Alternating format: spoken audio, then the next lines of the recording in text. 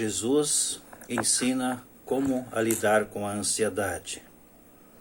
A segunda parte dessa série de mensagens a respeito, baseada agora em Mateus 6, versículo 33, onde Jesus diz: buscai, pois, em primeiro lugar o seu reino e a sua justiça, e todas essas coisas vos serão acrescentadas. Em outras palavras, Jesus nos diz nesse texto: busque a salvação eterna de Deus e então confie a sua vida diária ao cuidado do amoroso Deus.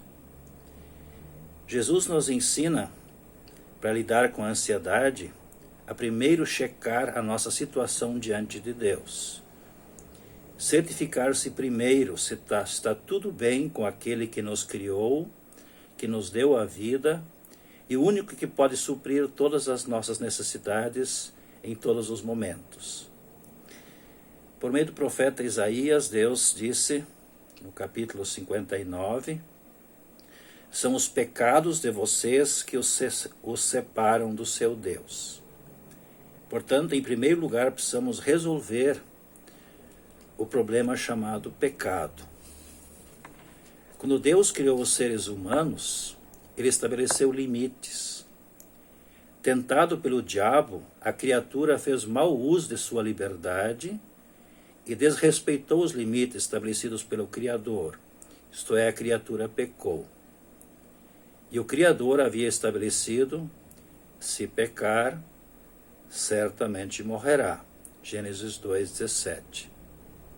E o apóstolo Paulo, depois, dissertando a respeito, no capítulo 5 de Romanos, escreveu: o pecado entrou no mundo por meio de um só homem, e o seu pecado trouxe consigo a morte. Como resultado, a morte se espalhou por toda a raça humana, porque todos pecaram. O pecado leva à morte e não termina ali, e a morte leva ao julgamento. Hebreus 9:27, cada pessoa tem de morrer uma só vez e depois ser julgada por Deus. Segundo a palavra de Deus, com a morte, a alma imortal deixa o corpo mortal e vai para a vida eterna, para o céu, ou vai para a condenação eterna, ao inferno. E a reunião das almas com os corpos se dará com a ressurreição de todos, no fim dos tempos, na segunda vinda de Cristo para o juízo final. A questão é como enfrentar o julgamento na certeza da salvação, da absolvição. Nós sabemos pela palavra que Deus é amor, portanto, Ele não quer a condenação de nenhuma de suas criaturas. Mas também sabemos pela palavra que Deus é justo.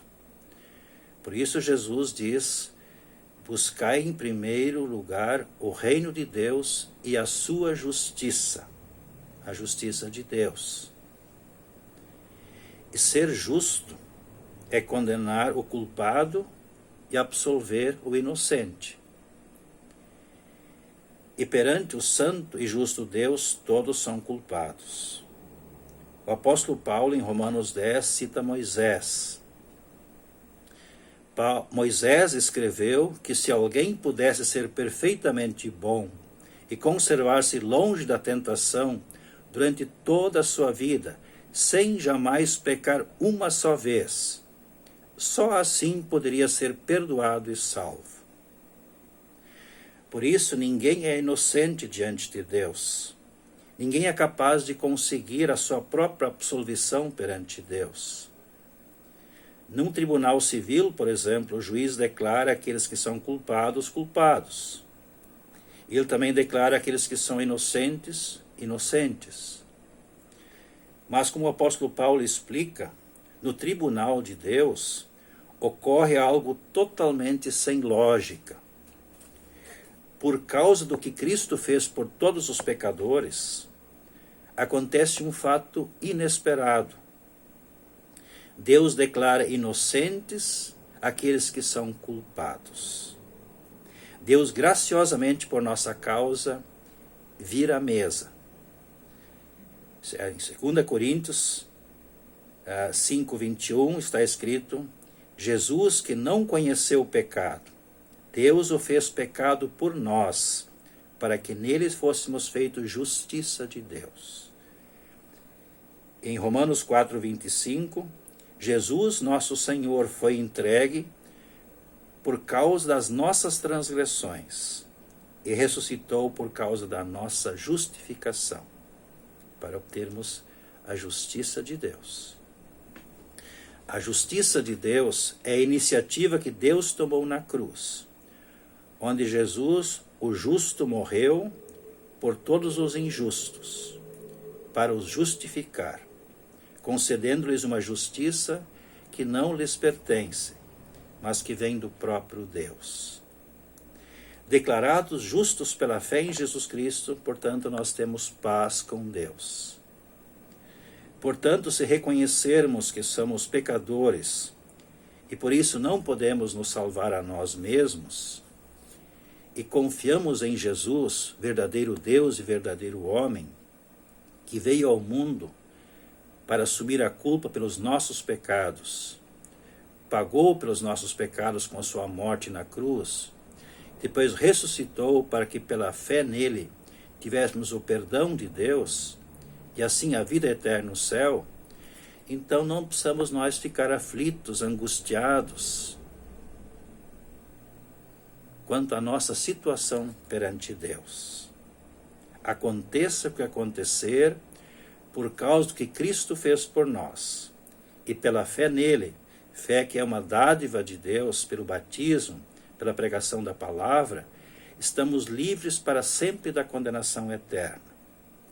Aquele que confia somente em Jesus Cristo para a sua salvação eterna, pode sempre dizer com o apóstolo Paulo: em todo o universo não há nada que possa nos separar do amor de Deus, que é nosso por meio de Cristo Jesus, o nosso Senhor. Amém. Que a paz de Deus em Cristo esteja com cada um de vocês.